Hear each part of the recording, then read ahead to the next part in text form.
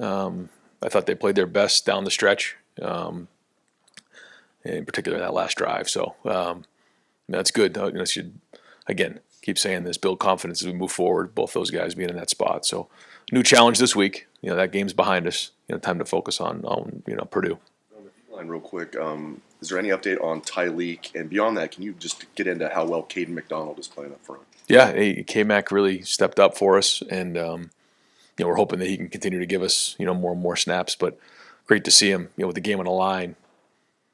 I think it was the third down play where he really got a lot of movement on the center, and that made a huge difference in on that play especially. But he was in there for all those plays 2 weeks in a row. So big spot for him to step up in. So we're going to continue to try to find ways to get him on the field. And Tyleek's doing good. He's day-to-day. We'll see how he is when he comes in. Tony Gergman, Buckeye Huddle. With the defensive tackle situation, what has Edric Houston done to get involved there? Yeah.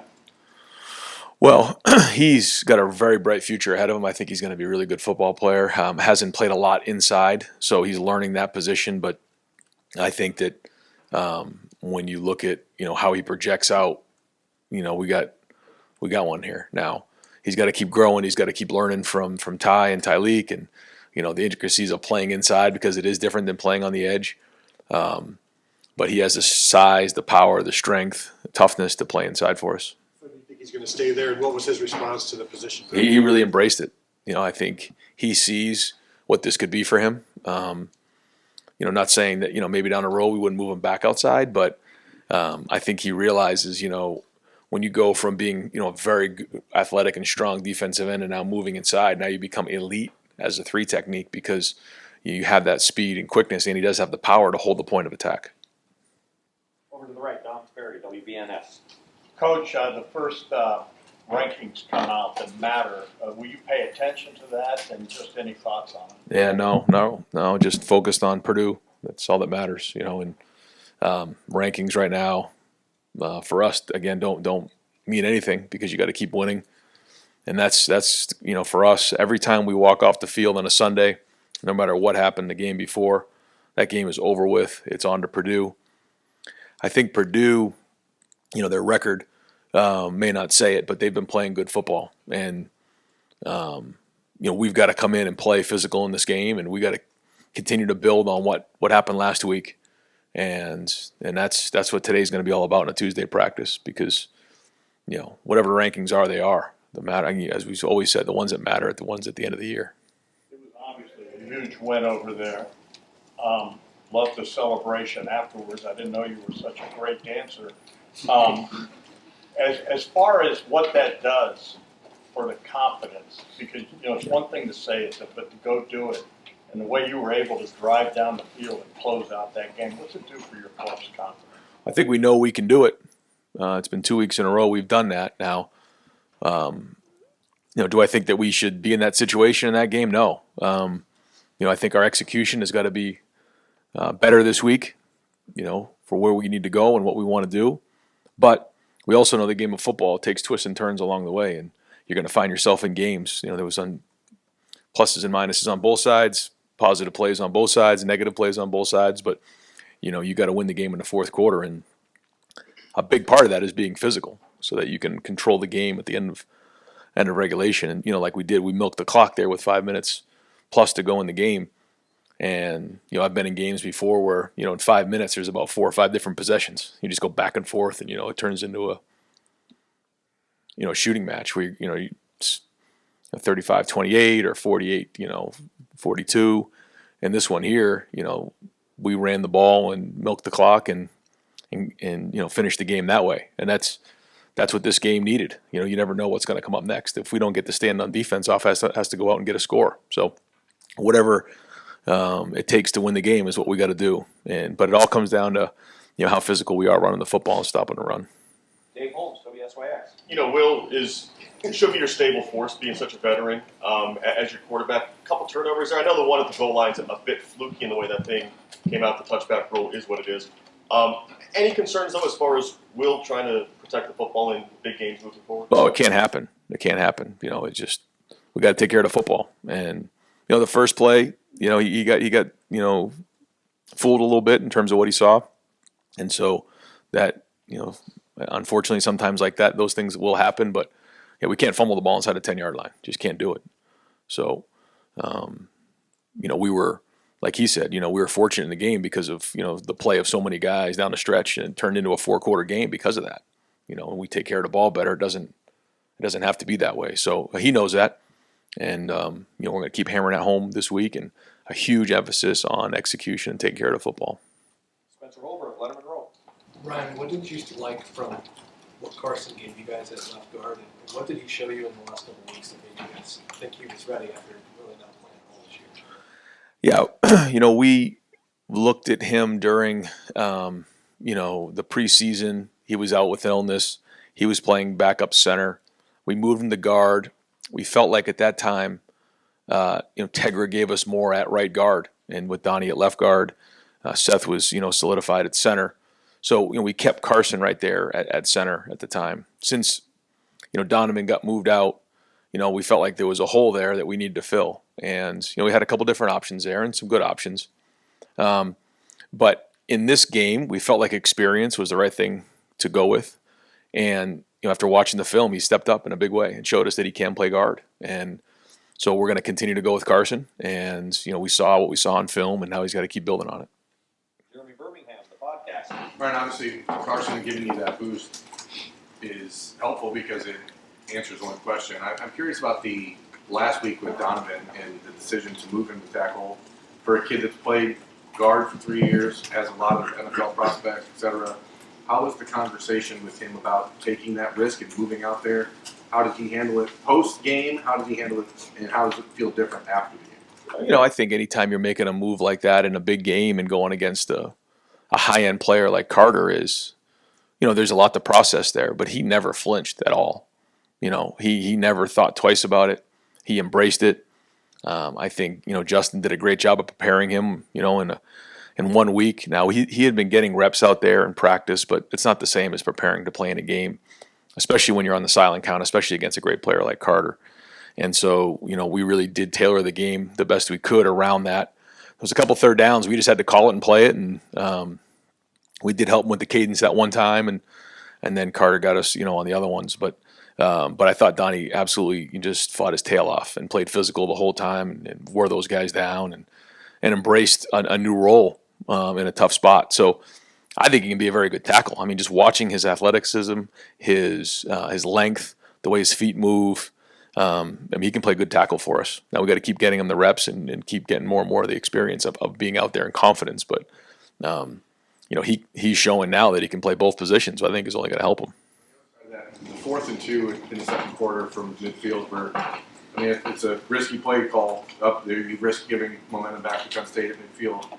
To call that play to Jelani, what had you seen out of him in the last couple of weeks to put him in that spot? Because it seemed like a player who maybe hadn't found his footing.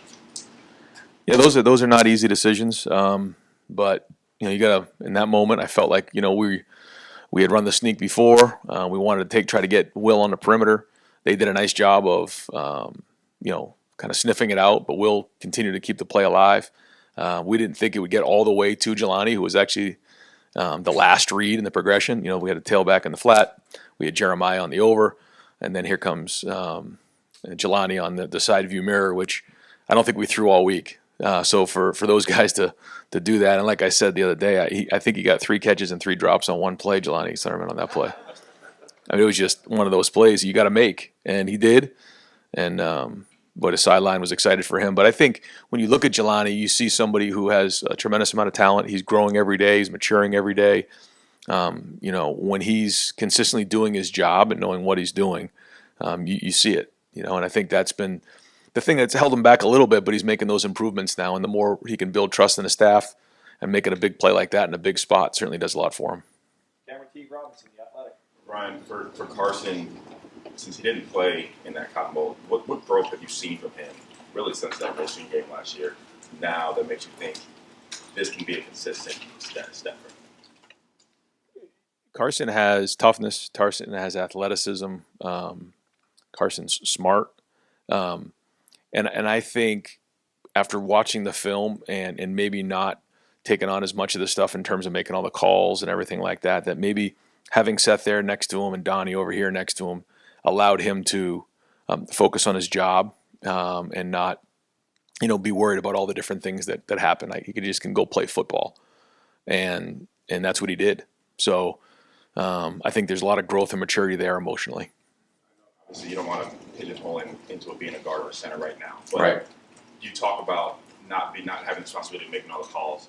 Playing being guard, being next to Seth, seeing him do everything. How does that help him? Whether it's out here as a guard. I think you'd have to ask him, but from my point of view, having Seth in there certainly has built the calmness isn't the word, but a confidence. They're much more sure of themselves in there, and Seth gets everybody on the same page, but also talks to them about how we're going to do things, in terms of footwork, about hand placement, about the double teams, and I think that's been great for Carson to see that. When you think about Carson's first couple years here, I don't think we ever expected Luke to leave after 3 years, and he did, and kind of left a hole there. So Carson got forced into action a year early. Another year under Luke, and seeing Luke operate for another year as a senior would have gone a long way, and that's usually the ideal situation for a center. Carson got forced into action, sooner than what we have liked, but now he's got a chance to see Seth work, and I think that's really going to help him in his future. And you saw it there on Saturday, and like you said, whether it's guard or center, I think he's in a better place now, and certainly going out there and doing it on the field, leads us to believe that's the case. Stefan Kreisnick, Cleveland.com. So follow up on the offensive line there. You guys, celebrated for the guys as the offensive players of the game. What more do you think you could see from Tyra kind of moving forward to have better performances? Yeah, we try not to do that too much in terms of putting out the grades. I mean, he was close, but the grades are the grades, and you got to grade out a champion in order to get player of the game. But we thought he played his tail off. He played really, really hard. Just a couple things in there that we got to clean up. And this is not a feel good situation. Either you grade out over 80% or you don't. And he was right there. But we were real with the grading, and doesn't take away from the effort and what he did. And we definitely called him out in the meeting and made sure everybody understood that he was right there and gave a great effort and was part of the offensive line. So when you're grading, you're looking at assignment, you're looking at technique. Rob Aller, Columbus Dispatch. For Will Howard, when he makes mistakes, he seems to move on from them pretty well, at least when talking to him after the game. That seems to be something that he really has. Is that Better than me. Is that just wiring in a guy? Is that something you guys can coach into someone to move on to the next play? Do you bring a sports psychologist into the situation? Have you seen a guy like him that moves on that quickly? I mean, I know he does. He definitely does. He's got a knack for that. And we talk a lot about. There's a fine line of you make a mistake and it's like, well, just move on to the next thing. Well, hold on, we just have a major problem here. So there's that fine line there. And so what we try to do in practice, and I try to do, is whether it's a quarterback, the kicker, the left guard, or the corner, is make it hard for them in practice when they do make a mistake. I mean, just get all over them so that they feel what that's going to be like in a game, and then you watch to see how they respond. If that play bogs them down for the rest of practice, then we got some growing up to do here. And so we try to do that in practice, but Will's not somebody who's been in the program for a long time, so I can't sit here and say that any of the coaching staff has any credit for that. This is something that Will's had, and whether he earned that or learned about this when he was in high school or gained it from being at Kansas State, you'd have to ask him. But that's something that we all try to do, And again, whether it's a corner getting beaten a goal ball, you got to, like Davis, and the way he came back after getting that that completion on him, and they did call the hold on him, to come back and make that play. That's what you have to do in these types of games. And I will say that I do feel right now in the middle of the season, probably more than in years past, that we've been tested more. Our players have been tested more. The team's been tested more, so that we're a little bit more resilient than maybe in the past. And we played against teams or had games where we found ourselves in games that were a little bit lopsided, and you don't really get tested. You don't really get put into some of those tough situations. So we're counting on that to be a difference. Are you concerned at all with Seth's snaps? I saw during the game there were some low ones, and Will at one time kind of tried to calm him down, I think. I don't know if that's nitpicking or have you seen anything? No, we want very, very accurate snaps. It makes a big difference. But I think he's been accurate with them. I thought he handled the environment. I thought the fact that our offensive line had 0 false starts, 0 holding calls was big in the game. I mean, that's what we needed. We needed a clean game. And so there's a lot going on there. And as you know, with the silent cadence, you kind of saw we were tapping and then moving our head. And the head movement is so that the offensive line can then realize, okay, the ball's about to be snapped and anticipate that. And, I didn't realize it, but if you ever try to just like kind of move your head quick and then snap the ball, I mean, you can get dizzy quick. You can almost feel like you have vertigo. And so it's not easy. It's not. And I thought Seth handled himself well, and handled the environment well overall. Dylan Davis, Delaware Gazette. Ryan, Chip seemed like he was at his best on Saturday. What were your thoughts on the game that he called? And were there moments throughout the game where you thought to yourself, man, what a call there? Yeah, I mean, we all work hard putting the game plan together, and I thought he called a good game. I thought he had patience. I'm not always the most patient. I think he's more patient than I am. And I think, he understood that, we needed to establish the run in that game and be physical. And, I think he did that in the game. And then when it was time to call some things that put guys in conflict, I thought they were well designed. And in those plays, man, they take a lot of work. Whether it comes from the design of the play early in the week, then it comes to, how we're going to rep them, the scout team look, the protection. I mean, there's just so much that goes in, like the one play to Emeka. I mean, that took a lot of work. And meetings, walkthroughs, corrections the next day, just to get to that, to get to be a competitive excellence. Then you got to get the right coverage, So a lot of things came into play, and even just the strain by Donovan on that play, just to give enough to push that, defender off, to give Will one more second to flip his hips to get the ball thrown. So, but that's what it takes in terms of execution. Those plays were well executed, and we need more of that. And we got to be clean and simple so our guys can play fast. But I do think he called a good game, yes. Real quick, Carson Tansman, we'll talk about that experience and the decision to go with him. How much of that is experience just in games, and how much of that was experience in atmospheres like that? He's been in atmospheres like that, so he wouldn't be overwhelmed by the moment. That was what we were counting on, yeah. And I do feel like Carson was practicing better, but I can't sit here and tell you that there was a whole bunch in practice that, put him ahead of anybody else. But then when he had the opportunity, that's life. He grabbed it. But now where are we going from here? Again, the Penn State game's over. Like we gotta worry about Purdue. We gotta keep moving forward. So now we'll see kind of how things go as we move forward. But he showed he can do it, and again, I hope that builds confidence for him as he moves forward. Bill Landis, Kings of the North. Ryan, one of the Penn State offensive linemen said after the game that he felt like your D-line was doing things, particularly against the run, that they hadn't seen on film before, some stunting and things of that nature. And it does just look like the last 2 weeks there have been some noticeable differences with structures of the defense, things like that. Where are you, I guess, in putting on the field some of the conversations you guys had coming off of the Oregon game? How has that looked to you over these last 2 games? I mean, it's looked the way that we've wanted it to look. We almost, kind of a goofy word, but like re-engineer the defense. We had to almost start from scratch after the Oregon game. What I mean by that is not like, scrap everything, but like, okay, what are the base foundations of what we're trying to get done? Who are our best players? We got to put our best players in a position to be successful. What are teams, scheming us up, in terms of what are they looking at? And, you start going through that process, and you almost have to kind of knock it down and rebuild it a little bit. Now, to the naked eye, there's probably not a lot out there that you're really noticing, but there's significant things that are going on that I think are giving our guys confidence. I think we're doing a better job of putting our guys in a position to be successful. I think we're getting lined up better. So we got to keep building on it, though. I mean, a lot of football left, and we've already put a lot of football on film. So we got to keep upgrading. And there's that line of, doing what you do well and being able to play really fast, and then making sure that you have enough change-ups so guys can't, nail you down.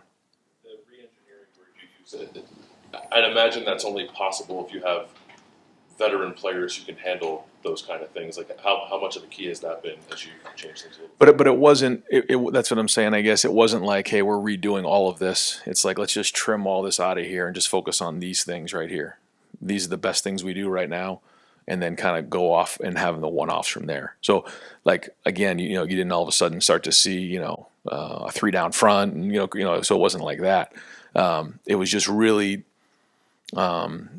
cleaning up some of the communication, how we do things, putting the right guys in the right spots. But it doesn't take much to be a little bit off, and I think that we're moving towards where we want to be. And there's going to be really good offenses coming at us here soon. By the way, I think Purdue's offense is playing well. I think both quarterbacks are talented. They do a good job on offense. So like if our guys think that like they're just going to go out there and play this Saturday, they're wrong.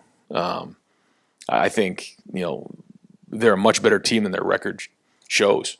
So we got to have a great week of practice and keep growing. And if anybody in this building here is thinking about last week, then they're distracted, and that can't happen. Adam King, WBNS. Kind of building off that real quick with the defense, how much you said you wanted to be more involved in meetings and hands-on. How much do you think that's helped in kind of the re-engineering and changing a little bit? I mean, I think we have a really good system in place. I think we have really good coaches. I do think that maybe just being in there and being a little bit more systematized in terms of, here's what we're thinking on first and second down. Here are some thoughts I have. How do we tie this all together? How do we put our best players in place? What are we thinking here on third down? What are the first few calls in the red zone? And just, making sure I got a good feel for that, and then giving just a little bit of feedback, not a lot. I don't want to bog them down, but a little bit of feedback on what I'm seeing as an offensive coach, to make sure that they know not only all in that room together, like when they leave, like they're all on the same page. But I think the communication has been good, and I think, I do think at least being in there has helped. Talking to the coaches and making sure we're all on the same page. Going back, you called it a crossroads game against Penn State.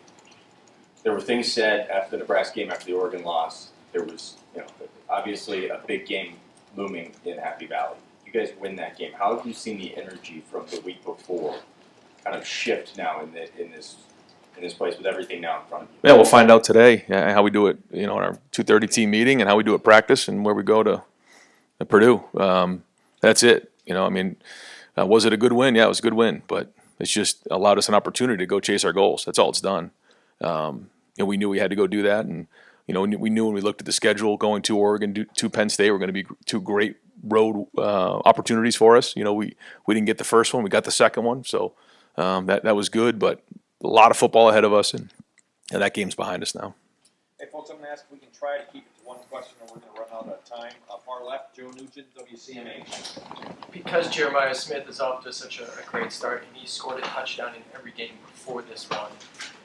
From your perspective, what do you make of the fact that he actually didn't score a touchdown? We had a chance, we just didn't connect on it. Yeah, we wasn't for a lack of trying, but he is off to a great start, and I thought even for a freshman in both of these two environments, he didn't flinch at all. And I think now that we're in mid-year, he's become a veteran player. He's not really a freshman anymore in my eyes. Steve Hellwagen, 24/7 Sports. Yeah, Coach. The last drive, when I asked about that, the first play, you're on the 1 yard line. You got to get it out of the shadow of your end zone to avoid a safety and give the ball back. That play ends, and the quarterback and all five of the offensive linemen are together at the 5 yard line. You could have had 2 or 3 of them get there, but everybody got there and shoved Penn State back. Just how important was it to start it by taking away the risk of the safety and then going from there? Yeah, that was it. We're backed up on the 1 yard line, and we got to bang it out. We got to get that first down. Not only do you got to get past the 5 because of the backed up punt, but you got to get that first down. You got to get it out of there, and we know there's going to be a ton of guys in the box, and it's just going to come down to running through the extra guy and making sure you get movement up front. But to see the offensive line jump up and fist pump, and Will get the thing out, I think, to the 4 or 5 yard line. That's what we needed right there in that moment. And the huddle was like that, and then in the next play, we're running, getting vertical, and getting downhill, and it started with the offensive line, but other running backs ran hard too. But that's got to be who we are. That doesn't matter if we don't do it again next week. It's got to be the same thing. But good to see us finish the game that way. Jeff Gilbert, Press Pros.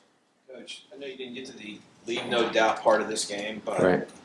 in terms of the way the new playoff structure is and everything, how much does that matter in retrospect anymore when style points aren't really as big a deal as they used to be? Is a win a win? Yeah, a win is a win. And I was thinking about that a little bit this week is, with us huddling now and with everything going on, like it's a different style of game. Yeah, again, I don't remember, finishing a game with 5 some odd minutes on the clock, and that was it. I mean, the game was over. We milked it out, and we had some longer drives, and we're not snapping the ball at 20 seconds, so the number of plays are way, way down. It's almost more like an NFL style of game nowadays because you're huddling. So yeah, the number one key is turnovers, rushing yards. All these situations become more and more critical, and we didn't do a good job in the red zone. It almost cost us the game. And so the situational football becomes more and more important. But yeah, I mean, these games are going to be that way because, we're huddling now and a lot of teams are huddling now. And so, I just think that, the game has changed a little bit in terms of that. Certainly much different than it was, 5 years ago when it was just back and forth and high scoring games. So efficiency and execution are all time high. Andy Andrews, Lemon Warriors. You talked several times now about the goal line stand, and you talked about defending an inch of grass there. But just what goes into, from your eyes, a goal line stand, and what is important for getting that sort of a stop? Because obviously you had 2 of them on Saturday. Well, it starts with the guys up front. Yeah, it starts with K-Mac and Hero and Ty and JT, Jack. I mean, those 5 guys holding the line right there. And then it's this next level of guys. It's Cody, it's Sonny, those guys. And then, as the pile is there, I mean, you got to push that pile back. You got to drive it back. I felt like in the 4-minute drill on offense, we were pushing the pile one way. And I thought even in the goal line stand, we were holding our ground right there and pushing the pile. It's just a mindset, that, we got to go win this game. And, to get 2 stops inside the 5-yard line in this game was the huge difference. Pat Murphy, 24/7 Sports. Ryan, you talked about Caleb and his intelligence taking meetings to the field and all that. I think some people just look at the stats and say he's not having the year he had at Alabama last season, and understanding it's a different defense. But does Saturday show exactly what you're talking about, where he's taking away a guy like Tyler Warren? He's making plays. It's kind of the culmination of things with him. Yeah. No, he's all over the field. He's having a huge impact on our defense, and they had some huge tackles in the game, some huge plays in the game, and he's a huge part of our defense.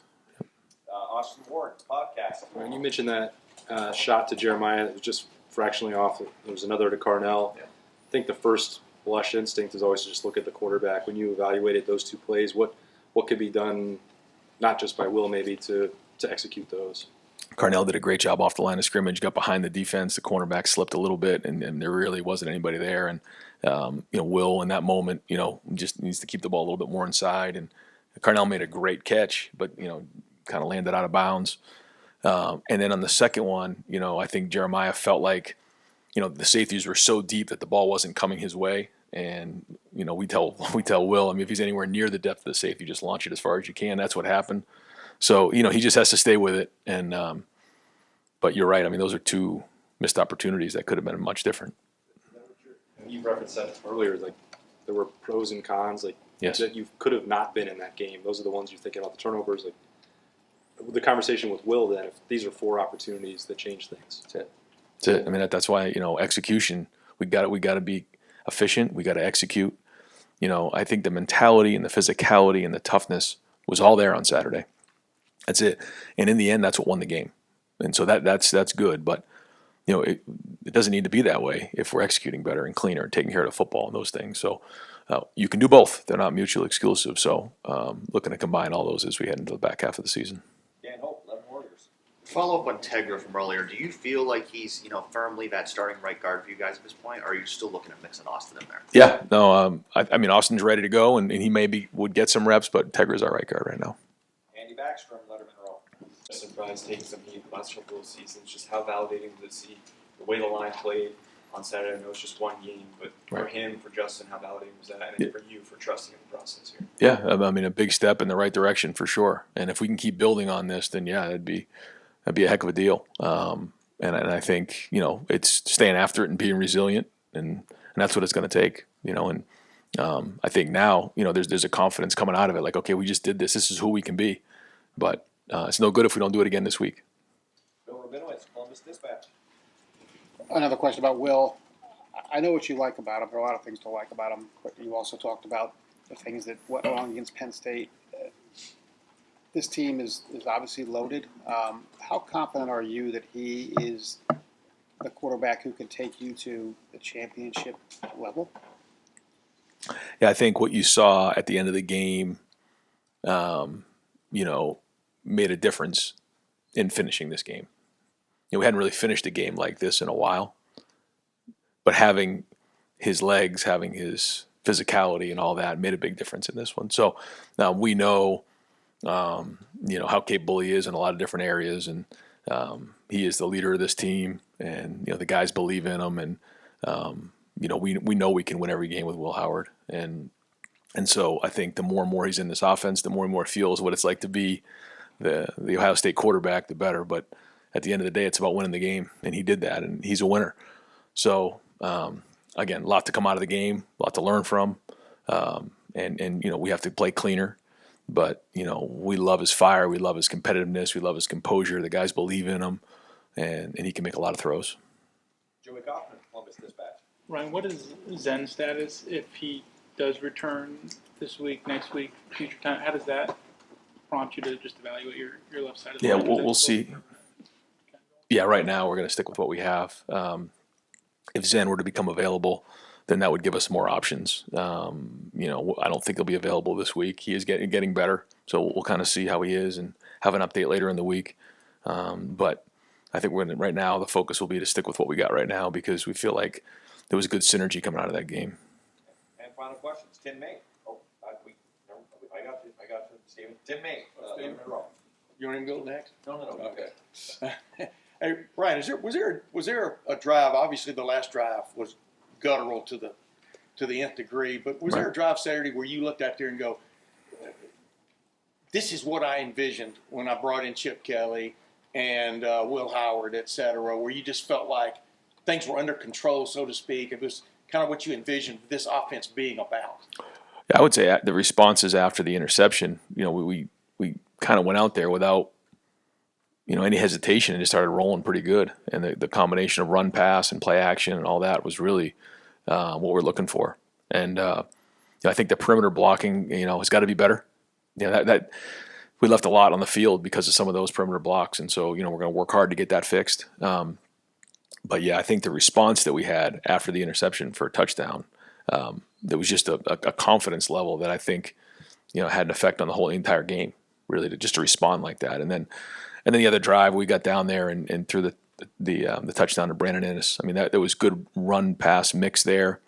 I do think if we connected on a couple of those shots, because that still has to be a part of our game, then you feel a little bit different coming out. Obviously, the ball coming out on the 1 yard line, that was a good drive as well. I mean, the block that Travion had, no one's going to talk about that because we fumbled on a play, but man, it was a great play. So I think there was good run pass. We were efficient, enough to win the game, but we need to be more efficient. To see those guys, like you said, Quinshon and Travion selling out. Yeah. I mean, that just tells you everybody gets it. But that's the mentality. Yeah, the mentality was right in the game, and it's got to be continue to be. That's what we got to start every week. That's the mentality. But you want the scoreboard to look different, then execute better. Yeah. And final question, Stephen Means, Cleveland.com. Just given where the depth is right now, where are George and Ian more in terms of their level of development right now? If something else were to happen at tackle. Yeah. I mean, they're ready. They're working hard. They're getting the reps in practice, and they got to stand ready. They got to and then sometimes it's not always easy to be that guy who's one snap away but hasn't really been in the game much. So if it's appropriate, we'll try to get them in the game to get them some game reps. But they need to keep coming. They need to get the reps in practice and be prepared, because you just never know how it's going to shake. And you were talking about this on the radio show yesterday. Who communicated to you guys that Abdul was clearly trying to figure out your guys' snap count that made you guys want to switch some things up there, and you called it when he?